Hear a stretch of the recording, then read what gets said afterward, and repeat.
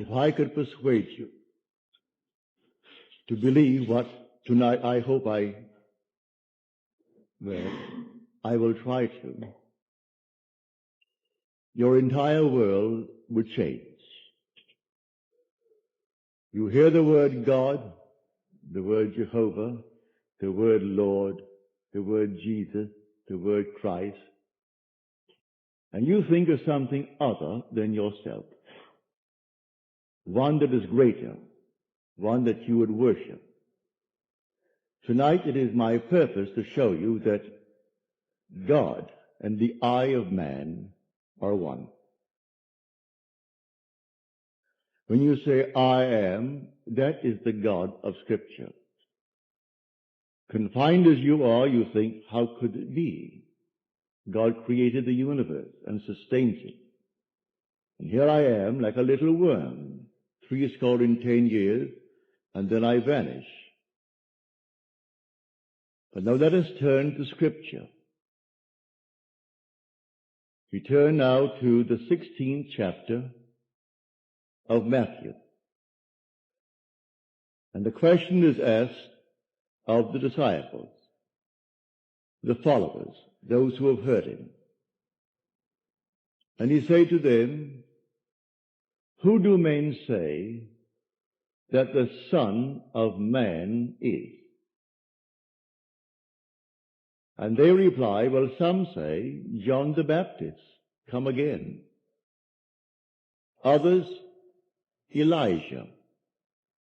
Others, Jeremiah, or one of the prophets. And then he said to them, but who do you say that I am? And the spokesman called Peter answered and said, thou art the Christ, the Son of the living God. And he said to him, blessed art thou, Simon Bar-Jonah, for flesh and blood could not have told you this, but my Father who is in heaven. So here he equates the Son of Man with the eye of man, not the organ that sees or through which you see, but your sense of awareness, that I amness, when you are aware of being, your consciousness, your human imagination. So he equates the two. The Son of Man spoken of in the Old Testament and brought forward into the New is nothing more than the eye of man. And he calls it the Christ and defines Christ as the Son, of God. Now we find Christ being defined in the New Testament as the power of God and the wisdom of God. So the eye of man is the power of God and the wisdom of God. If man does not know it, well, then he will not exercise that power. He will not exercise that wisdom. So tonight I am trying to persuade you that when you say I, before you say anything, that is the power and the wisdom of God. You can't separate the power of God and the wisdom of God from God. So you will say in the end, I and my Father are one, for he is called the Son of God. Now we are called upon to test this, if it be true. Can we test it? I hope you'll put it to the test. When I tell you that your own wonderful I amness is God, though prior to that you believe that you are little something, moving across the earth for a few years, 70 years, and then you will vanish, in the hope of some restoration, but a hope, no assurance. But now I'm going to tell you that you really are God. Your own wonderful consciousness, your human imagination, that is the God of Scripture. And there is no other God. Imprisoned as you are in these bodies of flesh, You did it for a purpose. Now let us see what it tells us about this Son of Man that is now equated with the I of man. No one has ever ascended into heaven but he who descended from heaven, the Son of Man. You'll read that in the 3rd chapter, the 13th verse of John. So here we find you are a pre-existent being. No one can ascend into heaven but he who descended from heaven, the Son of Man. Your ascension in the next verse, the 14th verse, is showing you how you ascend. As Moses lifted up the serpent in the wilderness, so must the Son of Man be lifted up. That's all imagery, and yet it is true. You descended into generation in a world of death where everything begins, it waxes, it wanes, and then it disappears. But there's something in you, clothed in this garment, that does die, that is pre-existent, and its home is heaven, which is harmony. You gave it up completely. You aren't pretending that you're a man. You descended into man. You became man, with all the weaknesses, all the limitations, all the restrictions of man, to experience this world of death and decay. There will come a moment in time that you will ascend from this restriction, taking with you the experience that is yours because of this restriction. And you will ascend in the same manner that Moses lifted up the serpent in the wilderness. That was an adumbration. That was a foreshadowing. You will rise from the base of your spine, up your spine into your own skull, for heaven is within you. And you will rise like a fiery serpent, without any loss of identity. The form you wear, I hesitate to describe it. I will tell you that your face is human, your hands are human, your voice is human, but do not ask me to describe the body that you wear. It's infinite power, infinite wisdom, and yet it is a form. You are that fiery being that descended, not because of anything that was wrong when you descended. The fall is not because of any mistake on our part. It's a predetermined plan to come down into the world of death and decay and overcome it. If coming down, wearing these garments, we knew who we were, pretending that we were men, we could not accomplish it. Any more than an actor on the stage, pretending that he is Hamlet, can actually play that part. He has to actually assume it, but even then it is still with a little something in his mind. He knows he is the great actor who tonight will go home to his lovely home, and he'll take off the garment and hang it up once more, and tomorrow he'll replay the play. You don't do that in this play of God. You don't take off the garment. You wear it for your 10, and if by strength, your 40, or maybe even longer, or shorter. But the I of man is the God of Scripture. Put it to the test. Let me now, first of all, before we go into the testing of it, make clear what I said on the last lecture night, Friday night, prompted by a question that was asked here. For I had said in the previous lecture that there are ranks in heaven as there are on earth, for this is only a copy. Everything here is a shadow. It's a copy of the eternal realities. And in the 12th chapter of 1 Corinthians, Paul describes the 10, or the 8 ranks.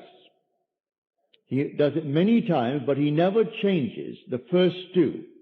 The first is always the apostles. The second, the prophets. The third, the teachers, and then he goes on. Miracle workers, healers, helpers, administrators, and the speakers in tongues. But he never changes the first and second, the apostle and the prophet. You might think, because I told you I am sent, and the word sent means an apostle, that I am appropriating unto myself a certain first rank. But now, to put your heart at peace, I'm going to quote the 11th chapter of Romans. As of old, for there are always a remnant of old, and the remnant simply means the elect of God. You're not elected because you're born by accident into some ethnic group. Has nothing to do with that. A descendant of Abraham after the flesh is not necessarily the elect of God. You are chosen from any race, any nation, any religion. Well, how the choice is made, no one knows. It remains the Father's secret. But Paul qualifies it in this manner.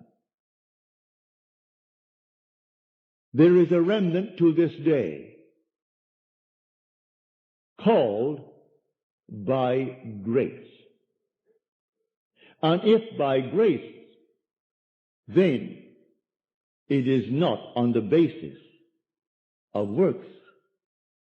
Otherwise, grace would no longer be grace. Therefore, no one who is called and sent can brag. If he brags, he is not the sent. Because it's all by grace. He didn't earn it. It's not by merit. It is simply a secret known only to the Father. So when we are called, incorporated into the body of infinite love, who is God, and then sent, let no one who is sent raise a finger to brag, to boast, for it is all by grace. Read it in the 11th chapter, the 5th and 6th verses of Paul's letter to the Romans. So now I have stated that. So do not think for one moment when I tell you I have been called and sent that in any way I am trying to act superior. For there is no intrinsic superiority to those who are called. Now, he uses an analogy, which I do not think adequate, but you can read it in the book itself. He uses the analogy of the human form, that not all are heads, eyes, nose, teeth, and so on. But that is a weak analogy. Nevertheless, he uses that to show you the different parts in one body. But now to come back to make this a very practical night. Believe me that when you say I, before you say I am John, I am Bill, I am this, I am that, I am the other, you are declaring yourself to be. And that sense of being is God. That's God. Now what are you going to put on it? All things are possible to God. All things. You could say now, as you're seated here, after first affirming that I am, you could then assume that I am, and you name exactly what you want to be. If you believe what I tell you about your own I amness, and remain faithful to what you have assumed, that assumption will harden into fact. When you pray in the true sense of the word, you do not pray to any external God. That was my command when I was sent down with the blue bloods. Has nothing to do with the social structure of the world. It has only to do with church protocol, all external worship, all ceremonies, everything that leads the individual outside of himself. To put a little cross on the wall, or the Morgan David, and then bow before it and see it as something external, is not what Scripture teaches. Buried in the Old Testament, there is a pattern. So he said, taking the 12, we're going up to Jerusalem. And everything written about the Son of Man, which is the eye of man, will be accomplished. But they did not understand what he said.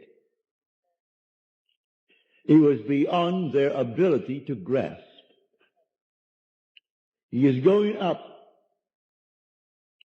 and only the one who has experienced Scripture, which means he has actually resurrected the pattern, playing the part that is the central part of Scripture. He resurrects the pattern, all within himself. He plays all the parts. He is the one who is born from above. He is the one who comes out of the grave, unassisted. He is the one whose 3 witnesses bear witness to his birth from above. He is the one they cannot see because he is now spirit, yet more real than all the flesh in the world. He is the one who actually sees his son, David, and David calls him father, and he knows he is David's father. And David knows that he is his son. He is the one whose temple, the body, is split in 2 from top to bottom. It is he now who ascends like a fiery serpent from the base of the spine up into the skull. He is the one on whom the dove descends and lights upon his hand like Noah in the ark. And as Noah brought the dove into him, you bring the dove to you, for man is the ark of God.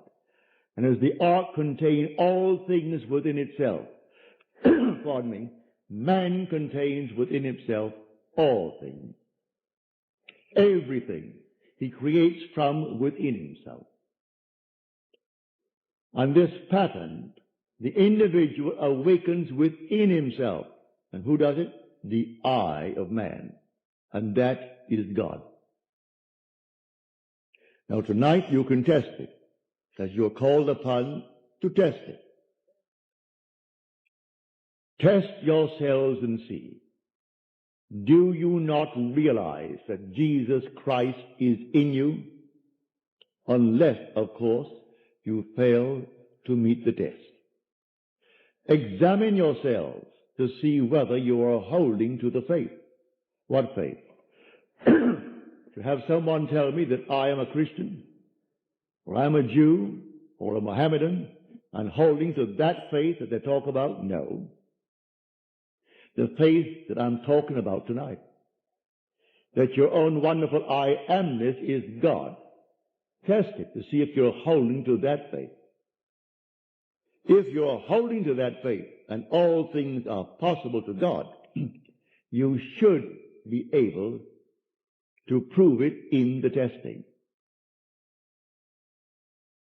She's not here tonight. She promised she would write me a letter, having told me the story on Friday. But I know she finds it difficult to express herself in writing. She can paint and paint and paint and do all kinds of lovely things in painting, drawing. And when I say to her, please write it that I may tell it to my audience before I close, for I have no future plans after I close on the 29th. So I would like to share your experience with them to encourage everyone in this world to do what you did. Well, the letter didn't come. I can see her struggling over one page and rubbing out a line because she didn't spell the word correctly and going over the next one. But she can take a piece of canvas and a piece of paper and do miracles with it. But because she's restricted in writing a letter, she didn't send the letter. But the essence is this. She is now a divorced girl with a little boy, handsome little fellow. Well, when you're living alone and you need money and you have a child to support and you have a home and all the things and the money isn't coming in, then you're up against it. So she said, I blew my top, as you're told in the Psalms to do. Pardon me. She said, then I applied this principle, and I assumed that I had exactly what I need plus and plus. Then I got a call from First National City Bank of New York City. Now that is the second largest bank in our country. Bank of America comes first, they're second, and Chase Manhattan is third. Given me an order. She has no agent. This is an unsolicited statement. An order for $5,000, which she can execute and deliver within a month.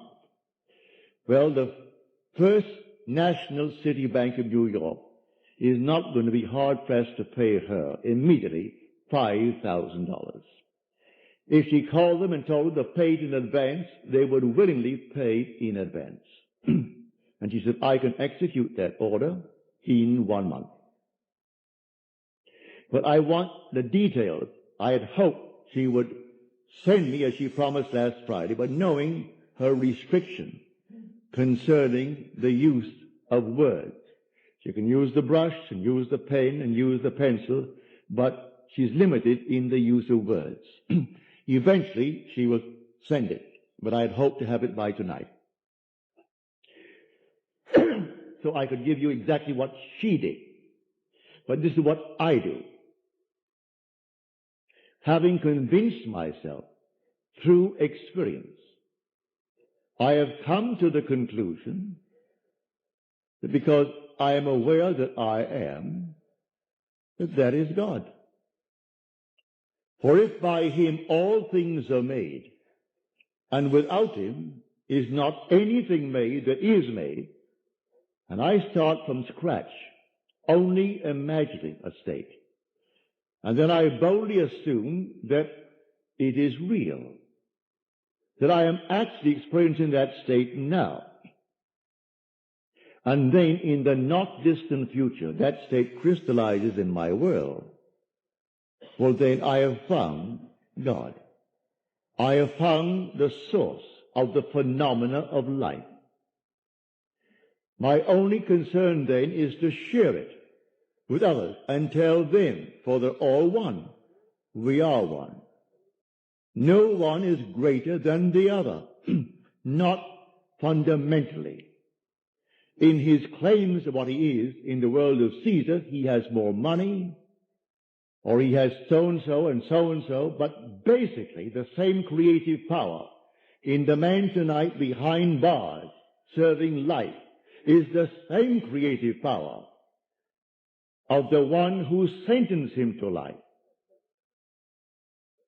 It's the same being. There is only one God. Hear, O Israel, the Lord, our God, the Lord is one. And the word translated, the Lord, is Yod He Vav He. Properly translated is I am. When you go unto the people of Israel, and they ask you, what is his name? And you claim that the God of Abraham and the God of Jacob and the God of Isaac sent you. You say unto them, I am has sent me. That's my name forever. And by this name I shall be known throughout all generations. But man finds it difficult keeping the tense. And so he speaks of thou art, or he is. And he never actually comes down to the fundamental and knows that I am. I am the cause of the phenomena of my life, good, bad, or indifferent. I have to live with it and change my assumptions if I would change the world in which I live. But now, can I help a seeming other? I say you are myself pushed out. Can I help another? Yes, because there's only one. If your request of me comes within the framework of the golden rule, something that I would like done to me, then I can willingly help you. If you ask of me that which does not come within the frame of the golden rule, do not ask it of me. I grant you complete freedom to go elsewhere and go to anyone who will tell you they can do it in spite of what he said. Go ahead. But if anyone asks of me any request, all that I do is this. It's so simple. We are told in Scripture, whatever we ask of him, knowing that he hears it, it shall be done for us. If we know he hears it. Well, can you imagine you seated here on the surface of your being, a rational being, knowing something that the depth of your own being that encompasses you doesn't know? So you know, and you think, well, he doesn't know. Well, read that in the story of Ezekiel. You'll read it in the 38th chapter.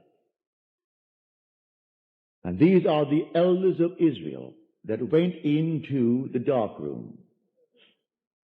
And they are carving on the walls all gruesome things.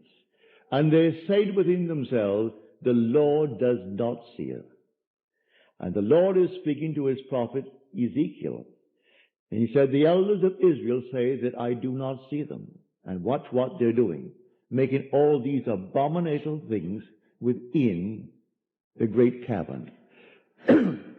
They will all reap them, because I see everything that the elders of Israel see. But they think because it's dark and it's a cavern, no one knows what he is doing. That God doesn't know it. I have said time and again, there is no fiction in this world. You might have heard the story, and you read the story, concerning the seajacking of the Queen Elizabeth. You might have read the article in Time that some girl at Hunter College wrote that story in detail. And she was so shy, when it came to the point to be read, she could not read it. She's a shy, sweet lady with a gift of writing. She wrote that in detail, including those who seemingly participated, a terminal case in cancer, and one who is running away from the law, who has not a thing to gain, and therefore is quite willing to blow the Queen Elizabeth with 2,200 souls aboard. And everything is completely in detail in her fictional story. If imagining creates reality, there is no fiction.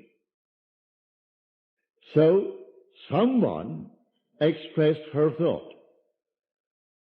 and called the captain while at sea and demanded $1 million and would settle for $350,000. Well, it must have cost them, more than $1 million to stop that huge hulk in mid-Atlantic and then feed 2,200 people 4 times a day for the extra meals that they would have coming to them. Plus all the things that you put it all together, it would cost more than $1 million. And a little girl, possibly writing this for her PhD or writing it for some reason, and she writes it in detail. They gave her name so you can contact her. They gave the school is Hunter College in New York City. And everything in detail, pardon me, is told in that story. So I tell you, you sit down and write fiction. Need not put it down. My friend wrote fiction. She had a large sum of money coming in. And she went to town within herself, and she wrote in herself, and blew her top, as it were.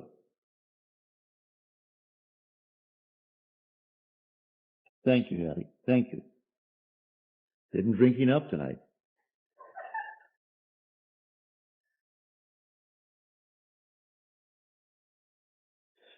So she, in the depth of her own being, conjured the sum of money that she needed.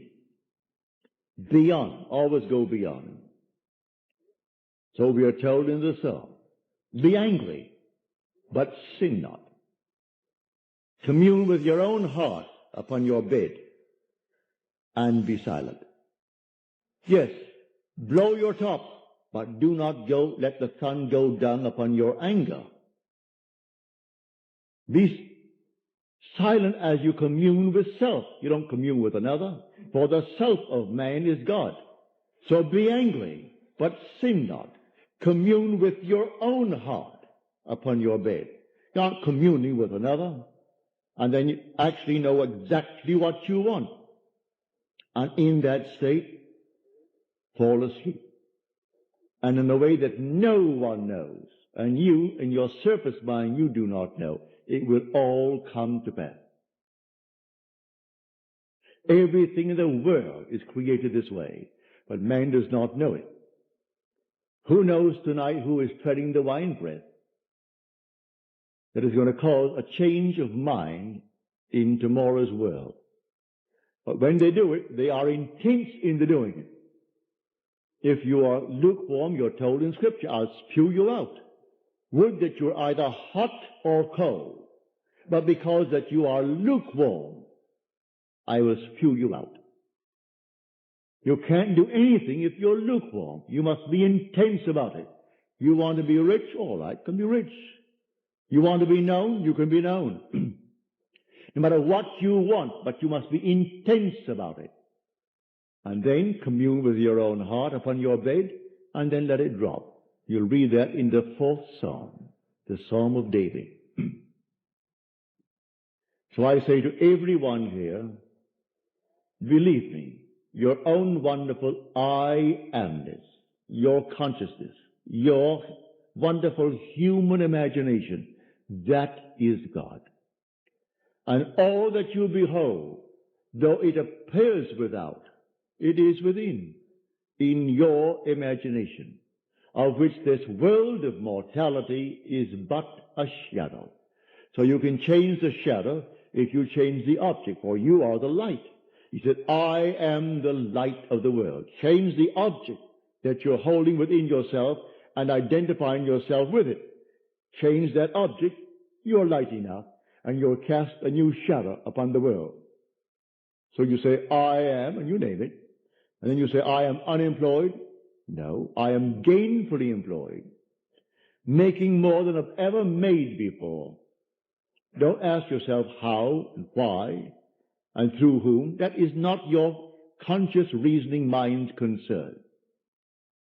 If you take the intellectual background, the educational background of those who are making top money in the theatrical world, I doubt that they could pass any college examination.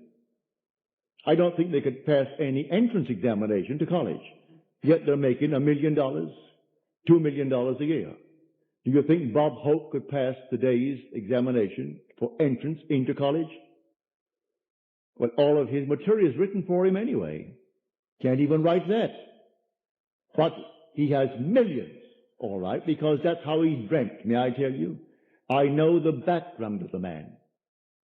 A friend of mine who is now gone from this world played in vaudeville with him, and he would borrow from my friend every week a sum of money because he had to go to that post office and buy a postal money order and send to his bank. He borrowed money that was interest-free because he was sending in money that was not interest-free. He had to send a certain sum of money every week, and he would send it into his account and borrow from my friend Harry Webb, who had a band, and they played together. Not in the same act. Harry had his own act. He has a small band. And Harry was the outgoing personality who didn't care about money, and so he wanted money. Hope wanted money. He would loan him the money. He always paid it back the next week and borrowed it again because he had to have so much in that bank every week. And when they would go into a restaurant and food was left over, like bread and butter, who took it all home? Bob Hope. Bob took all the buns, all the rolls, everything that was there uneaten. He paid for it, and you paid for it. You don't want it, Harry, do you? No. All right, so he took it home. So he has 400 million, so they claim. That was his goal in life. If that's your goal, have it. I speak of another goal. The goal of awakening to who we are. When man awakens from this dream, the whole vast world and all that it contains is as nothing to the being that you are. You came down from heaven, where the whole is yours. As you're told in the 50th Psalm, if I were hungry, I wouldn't tell you, for the world is mine, and all within it. The cattle on 1,000 hills are mine. So why should I tell anyone of my need when it's all mine anyway? I would slay and eat. When you awaken, you don't ask anyone if you awaken from this dream of life. But while you're in it, all right, we're one. This little hand of mine, if it begins to itch here now, it's easier for me to take this hand that is not attached to this and scratch it than to try to bend this thing out of shape to scratch the back of it. I could rub it here, but why not? This is easier. And take a part of my own being to ease the itch. As there will be all one pushed out. So you can do it. Ask anyone that you trust. May I tell you, if he knows how to pray, he isn't going to burst any blood vessel. He isn't going to get down on his knees and pray to any external God if he knows how to pray. He isn't going to beg of anyone in this world. What he will do, he will simply represent you to himself as one telling him that you have what you asked of him. And when he is satisfied that you told him that you have it, don't ask the second time for the same thing because he is not going to listen to you. He heard it, he is still hearing it, and he will continue to hear it until that which he has heard is perfectly externalized. So don't think you need several treatments. That's a lot of nonsense. Treatments for what? It either is or it isn't. So when they start getting you on the hook and say, no, I think you'll need more treatments. You'll need more treatment.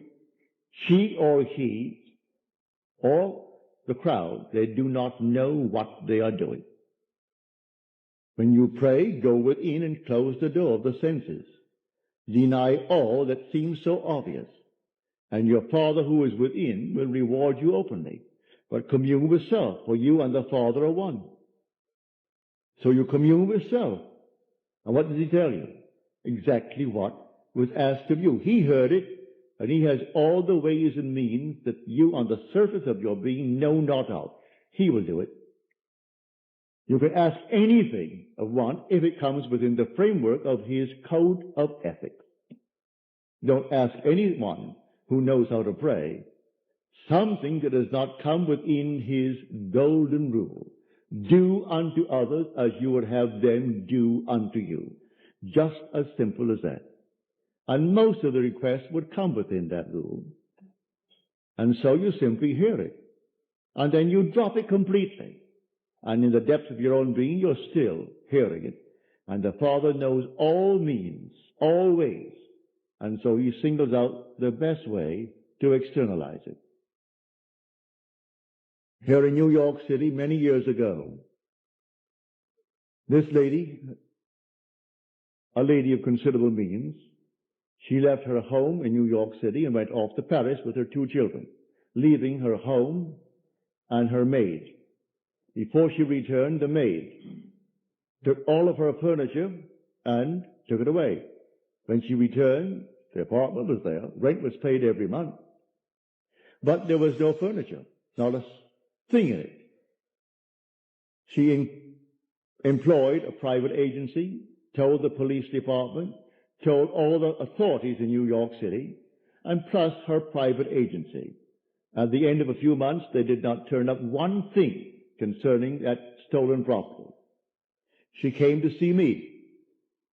I said, all right, you're seated there and I'm seated here in my apartment, aren't we? Now, you are not seated in my apartment. You are seated right now. Close your eyes. You're seated in your own apartment. And you had a grand piano? She said, no, I had a piano, but it wasn't a concert grand. It was grand, but not a concert grand. And on it, I had my pictures of my 2 children. And I had pictures of the wall. And she told me what they were. And the furniture, I said, all right, refurnish that place as you left it. You have a memory. She did. Now, when I stopped talking, it's because you have refurnished that place to me. Now you're going to go in and you aren't going to see your apartment from my apartment. You're in your apartment. And you can feel your chair and get off your chair and feel the piano and see the children, or the pictures of the children. And that's what you're going to do. She agreed she would do it. And then we simply broke the spell. What did it take? 2 minutes? 3 minutes? That week, she went to her bank on Madison Avenue. As she was coming out of the bank, she had a past history of a little mental state where she was put away for a while because she needed psychiatric treatment. And the bars on this window reminded her of her past history and therefore addled her for a while. So she came onto Madison Avenue and turned south instead of turning north, where she should have. When she discovered her mistake, she was at the end of the block. When she got there and discovered her mistake, she looked down, and 2 very familiar ankles were standing right before her. She came up to the face, that's her maid. And the maid spotted her and started to scream. She went over to the maid and grabbed her before the light changed and hailed the oncoming taxi and said, you're taking me right now. And the maid, who could have killed her, she was so big and strong, was so reduced to impotency because of the discovery. And the maid took her to the place where she had stored that furniture. She said, I'm not bringing action against you. I want my furniture. And she got it back into her own apartment within the week.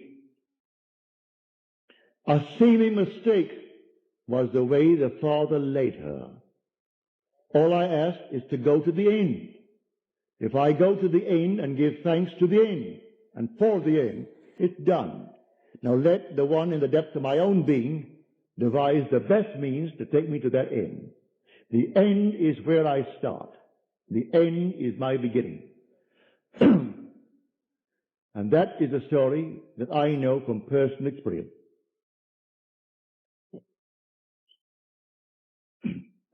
So do not attempt to devise the means and tell the one that you ask to pray for you how it should be done. He will lose all interest and turn his back and say, go elsewhere. You don't go into a doctor's office and tell him what he should do. If you go to him because you trust him, well then you either got to trust him and continue, or you're going to leave him. Well, if you go to someone that you really believe who knows how to pray, don't tell him how to do it and what means should be employed in order to do it. He is going to go to the end if he knows how to pray. The end is where we begin. In my end is my beginning. And we're always ahead of our evidence. So I go to the end. I see the whole thing done, and then drop it, and let it happen in my world. So to come back, the I within you now, and you say I, no matter how little you have thought yourself so far, may I tell you, you are the infinite God. And when the story of Jesus Christ repeats itself within you, you will know it's all I. No one called Jesus is going to appear. He is not going to push any stone away from you when you come out of that tomb. And then you'll know the words of John.